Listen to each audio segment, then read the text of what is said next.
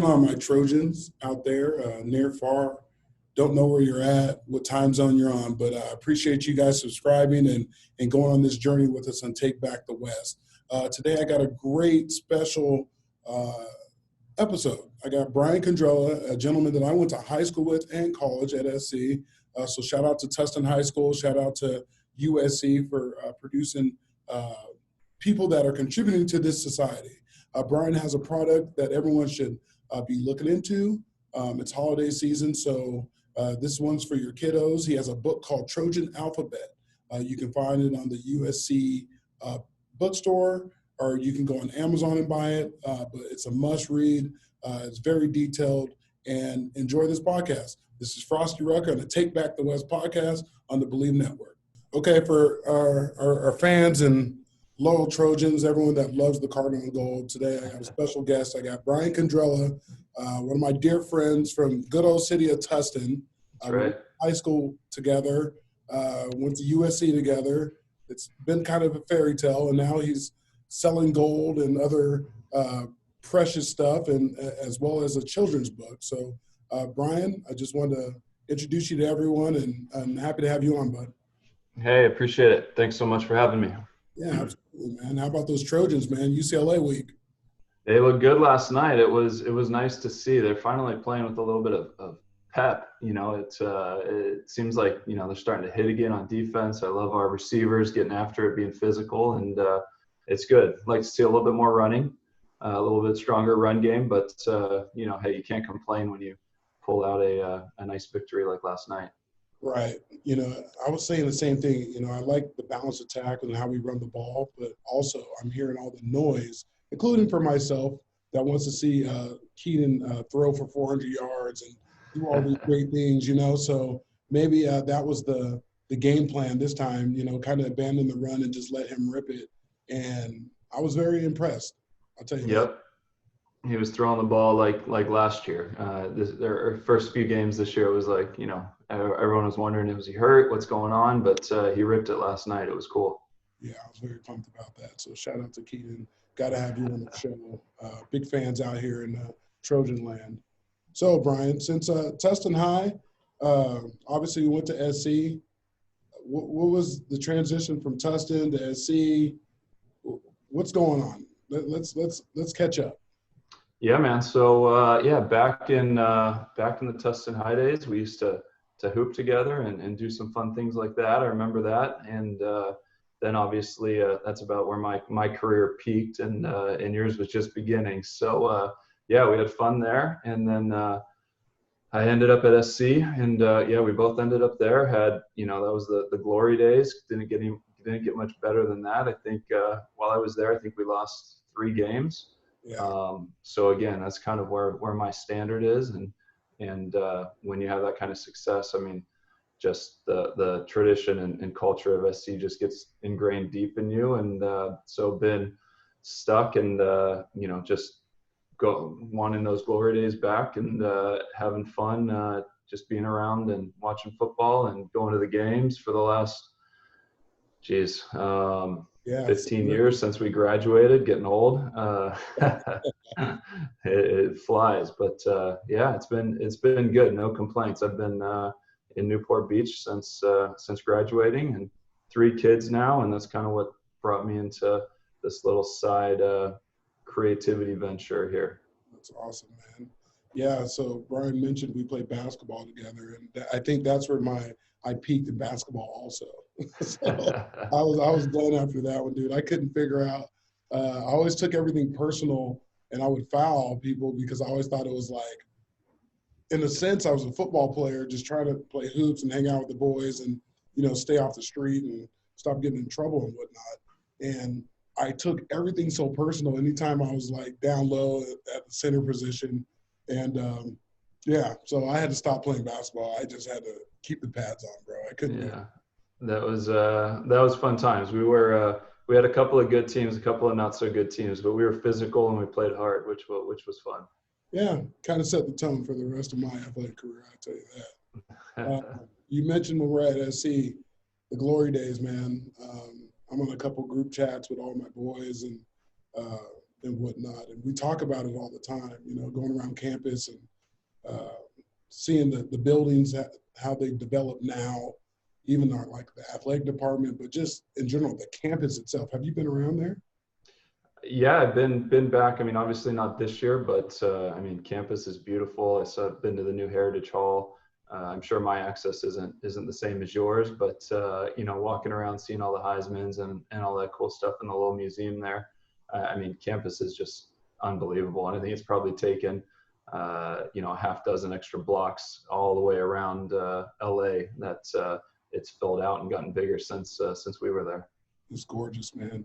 When we were growing up, were you keen on USC? Did you know all about me either? I remember playing like Pop Warner football, and a couple of the dads, they would be watching a game or something, but I really didn't know. And then Deshaun went to UCLA, so we all became UCLA fans, right? Just because him.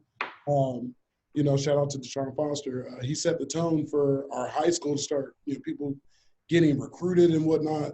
And so I was a kind of a UCLA fan. I hate to say it. And then in a roundabout way. So I graduated Tustin, went to Colorado State, transferred back home to SC, and I completely fell in love with all of it. I didn't know what it was all about, man. I didn't know what it was about being a Trojan. We grew up in Orange County, for those who didn't know, inland. So it wasn't a Newport Beach or CDM or Laguna or anything like that. We were inland, right off the 5 freeway, and we didn't know much about SC like that. Not a lot of parents, not a lot of history behind it. So how'd you figure out SC? How'd you make a move on that? Yeah, so it wasn't the legacy that so many of the rest of the Trojans have. I think that obviously knew of SC and loved college sports and all of that stuff, but those times too when we were growing up and that kind of tone was being set, SC wasn't knocking the cover off the ball either in the football program. Basketball program had a little bit of success, but not quite there either. So, my path to SC was really more academics. I wanted to do study business, and they were one of the few places that allowed that for undergrad. And so, after high school, I applied to a bunch of places, got into a bunch of places, got denied by a bunch of places, and ultimately decided that actually SC was one of the places that denied me coming out of high school, and I did pretty well in high school, so I was kind of bummed. And I went to Orange Coast. Actually, I said it made me decide. I said I want to go to SC. I'm going to go to Orange Coast. Went there for a year, kind of put my nose down and kind of worked through with the counselor at SC, and they took me after that as a sophomore. So I think we came in at the same time then. We did. We both transferred after 1 year. Sophomores, yeah. So, and then obviously, like you said, just fell in love, and now I'm one of those kind of card-carrying Trojans that has the license plate, and you can't get me without bringing it up for something, stuff in the office, and then obviously kind of what brought me to this book is trying to indoctrinate that into my kids, and so last night when the Trojans come on and kick off at 4:30, they're sitting on the couch next to me and they're fired up, and they see the torch and they see Traveler and all the different pieces, and so that was kind of my motivation for doing this whole thing. Yeah, man, SC makes for some special moments, man, and I've been sharing that with my son. He's only 3, but he has SC sweaters, he has footballs, he has PJs, everything in SC. And then, I'm really blessed that I can go on YouTube and show him a game when I was playing.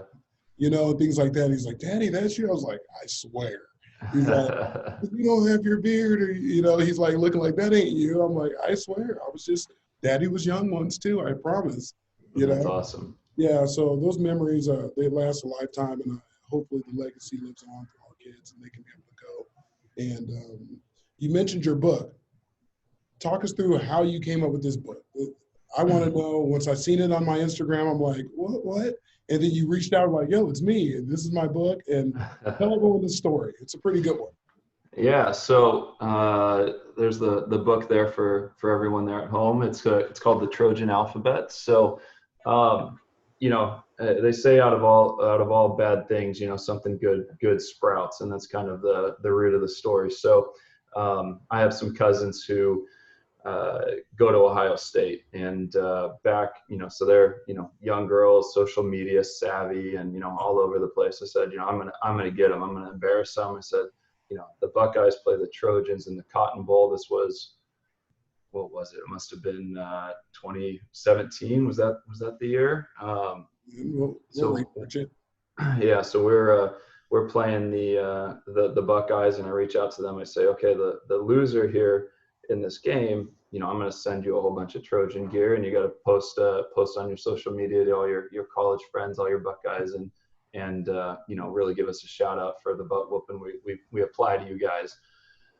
Obviously, everyone listening knows exactly what happened, and it was quite the opposite. So in return, they sent me this huge care package of all this Buckeye stuff, which, basically, besides being a good cousin and using it once, it all went to Goodwill. And so I got the Buckeye shirts and the whatever, and I got this Buckeye children's book. And my little boy was like 1.5 at the time or whatever, and I said, like I said, I'll use it once. I got to fulfill my part of the bet. So I read my boy Colin the book, and next thing I know, the next night, Daddy, read the football book again. And so I'm reading this book, and I'm like, it just twists the knife, every time. Like, my kid wants to read about the Buckeyes, and so I go, this isn't gonna last. This isn't gonna work. So I obviously, what do?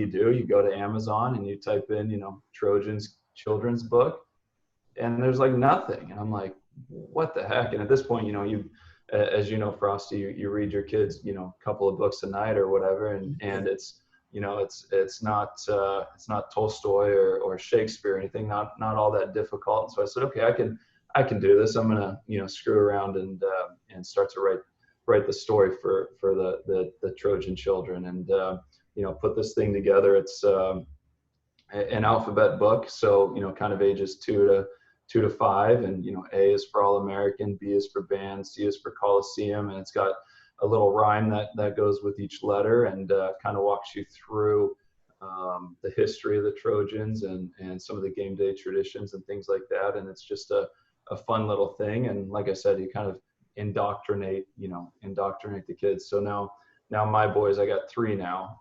I've got a 4-year-old, 3-year-old, and 8-month-old. And the football book is about Trojans now, and they know Traveler and the band and the Coliseum and all that good stuff. So it's been good. They've learned quickly, and they know to have no other allegiances at this point. That's brilliant, B.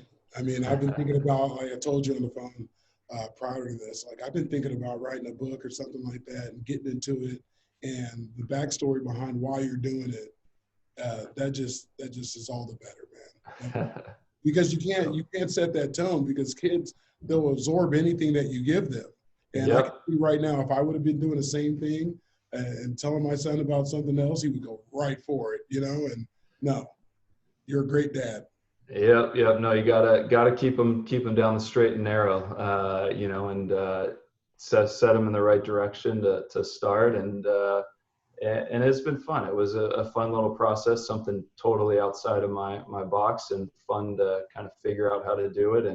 And USC jumped on board, and they gave me the license to use their brand and different things. And I actually connected with Pete Carroll, because P is for Pete, of course. Yeah. And had to get him to kind of bless that, and the McKay family, because Coach McKay is mentioned in there. So it's kind of fun to use my network and kind of figure out how to get to those guys, and the Trojans.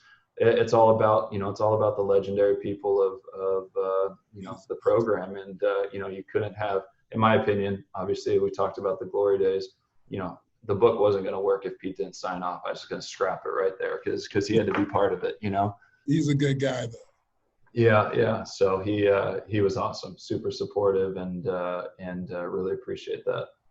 So where can everyone buy it? Is it just Amazon bookstore? Can you walk us? Yeah, so you can go onto my website, which is called trojanalphabet.com. One of the things that I'm doing for the holidays here, any profits that are generated through the sales on my own website, I'm donating to Swim with Mike. Keep it in the Trojan family here and support that charity. You can also find it on Amazon, the USC bookstore, which is closed now in person, but you can find it online at the uscbookstore.com. And I think it's in Barnes and Noble and a handful of other of the big retailers as well. That's great, man. It's not just a holiday gift. It's a gift for the ages. Kids are going to love it. It'd be perfect for everyone's library to have the Trojan alphabet in it. I kind of got on Brian, everyone, because he has a football player in the front. And I was like, why couldn't it have been my number? I've known you long enough. So maybe on his next one, that's something that Brian's going to do. He's going to include me in on his books. And is there any other book or anything else that you're in the process of? No, man, this was it. It was just a little passion project, like I said, to keep my kids on the straight and narrow. And when we get through this first print run, Frosty, we'll hook you up and we'll get you in there. Sounds good to me, buddy. But that's Brian Candrella. You guys can get his book, Trojan Alphabet, USC bookstore, Amazon. Great guy, great Trojan, great tiller, my friend.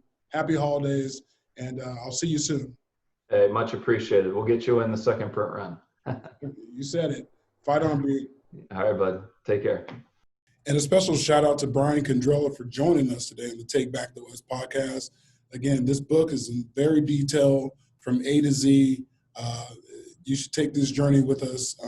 I ordered it for my son for Christmas. You should do too. Anytime you want to get it. Again, that's at the Trojan bookstore, or USC bookstore, I should say, and on Amazon. So Trojan Alphabet, check that out.